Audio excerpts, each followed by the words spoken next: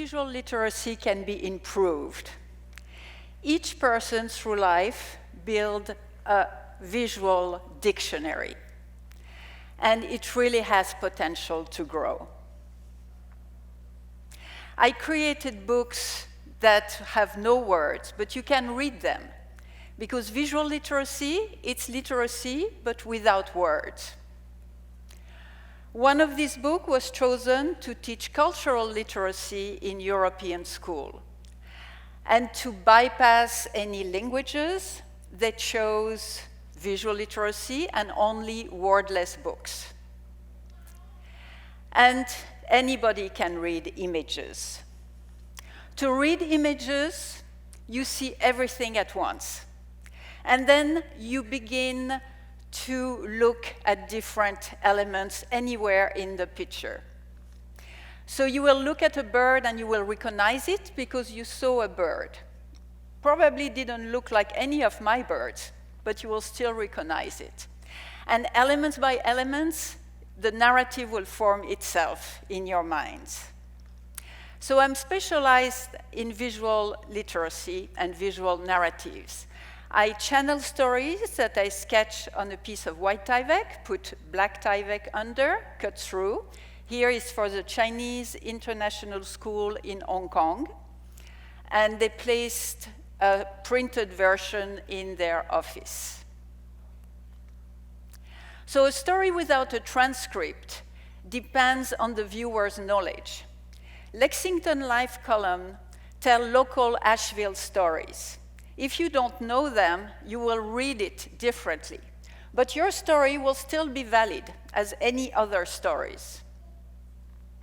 In Marin, Switzerland, scientists come from the four corners of the world, literally shown there in the four corners, to work at the CERN. This commission, exhibited in a municipal building, provokes a dialogue between the newcomers and the local population. I've never been to Marin, even I feel I have. But for the people who actually live there, they will read it through their experiences, and they will see what's not in the picture. Because the picture is in each viewer's mind.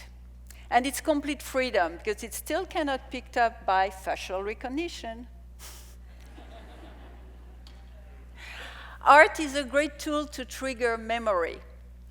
And I often depict scenes I didn't see, but for the art patrons, they come alive through their memories. Visual thinking, visual reading, it defies logic. It resides in the unconscious.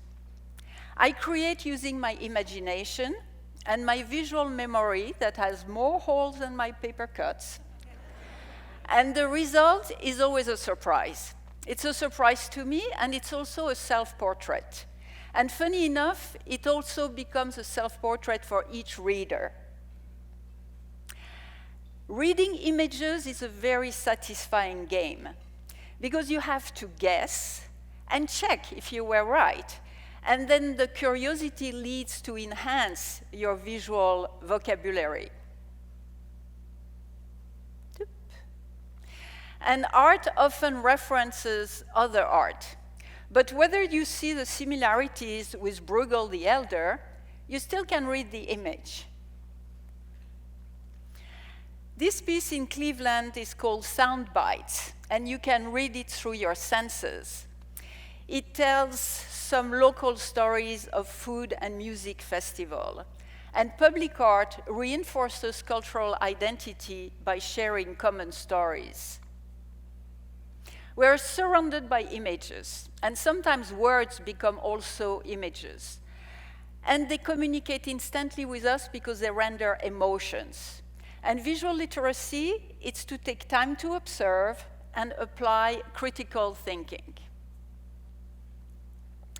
We communicate by using images, whether we create the images or we are using images already done.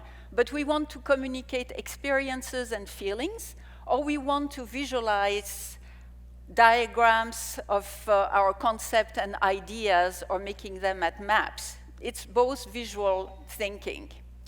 And the visual thinking, it combines in a unique way emotion and information.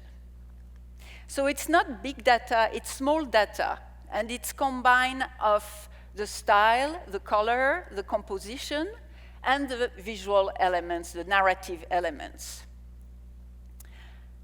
I organize in an organic manner historic markers in Silicon Valley.